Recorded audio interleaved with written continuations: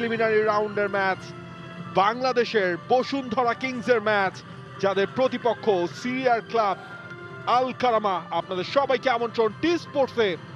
আল কারামা starting line আপটা, গোলকিপিং পজিশনে নাসান, রহমান আরসে, খালেদ আল Hadza, মালিক আলা নিজান, আল আজান। বসুন্ধরা কিংস তারা পারবেন কিনা? 2 নম্বর 4 দুই দলের ক্যাপ্টেন তপু বর্মন, গোলকিপিং পজিশনে মেহেদী হাসান শ্রাবণ, দুই ফুল ব্যাক, দুই ভাই সাদউদ্দিন এবং তাজউদ্দিন।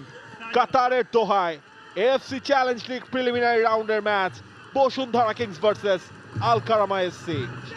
রাকিব ডান প্রান্ত দিয়ে ছুটছেন, রাকিবের ক্রস, ডোরিয়েলটন রয়েছেন, ইমানুয়েল সান্ডেও তার ঠিক পেছনে। বেশ ভালো একটা শুট, বলের একটা বেশ ভালো সাপ্লাই দিয়েছেন রাকিবকে। রাকিবের আরো একটা ক্রস ইমানুয়েল সান্ডে পর্যন্ত পৌঁছানোর আগেই সেটা ক্লিয়ার করে দিলেন খালেদ আল হাজ্জা। সেটাই কর্নার কিকটা হয়েছে, সেখান থেকে গোলের সুযোগ চটকা ছিল তপু বর্মন। এখনো সুযোগ রয়েছে, ইমানুয়েল সান্ডের গোল, বসুন্ধরা কিংসের লিড। ম্যাচের 6ষ্ঠ মিনিটে ইমানুয়েল সান্ডে প্রমাণ করলেন কেন তাকে বসুন্ধরা কিংস রিক্রুট করেছে মোহামেডান স্পোর্টিং ক্লাব থেকে। কাতার যেন এক টুকরো বাংলাদেশে পরিণত হয়েছে এই মুহূর্তে। What a start! আল কারামার ডিফেন্ডার আমরা আরেকবার সেটা দেখছি, দারুণ একটা কর্নার কিক বক্সের ভেতরেই, এবং সেখানে চেষ্টা করছিলেন তপু, তার কাছ থেকে বলটা কেড়ে নিয়ে ক্লিয়ার ঠিক মতো করতে পারেনি ডিফেন্ডাররা, এবং ওই জায়গায় ও পেতেছিলেন fox in the box Emmanuel Sunday, তিনি পাঠিয়েছেন বক্সটা। ও চমৎকার চমৎকার! এবং দেখুন ইমানুয়েল সান্ডের কাছে বলটা আসার আগে ইমানুয়েল টনি, তারই সাবেক টিমমেট মোহামেডান স্পোর্টিং ক্লাবে যিনি ছিলেন, সেই ডিফেন্ডার বলটা বাড়িয়ে দিলেন সামনে। বলের কন্ট্রোলটা ধরে রেখেছেন এখন পর্যন্ত, সরাসরি পোস্টে।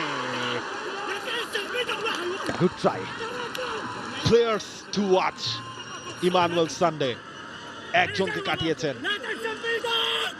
অ্যাম্বিশনটাও বেশ ভালো ছিল, ফারপোস্টটাকে টার্গেট করেছিলেন।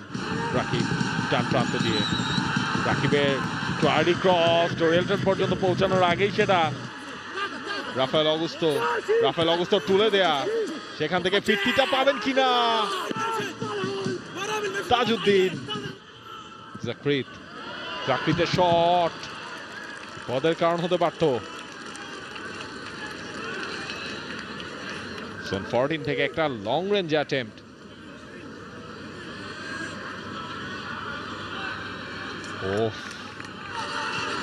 এবার কিন্তু রাফায়েল অগুস্তো তিনি পেয়ে গেছেন, পেনাল্টি এরিয়ায় ঢুকেও পড়েছেন। রাফায়েল অগুস্তো শটটা ঠিকঠাক ভাবে নিতে পারেননি, পাওয়ারটা জেনারেট করতে পারেননি। ডান প্রান্ত থেকে রাকিবও ছিলেন, সেখানে একটা চ্যালেঞ্জেও তিনি জানিয়েছেন, সামনে বাড়িয়েছেন ডোরিয়েলটনের জন্য। ডোরিয়েলটনের একটা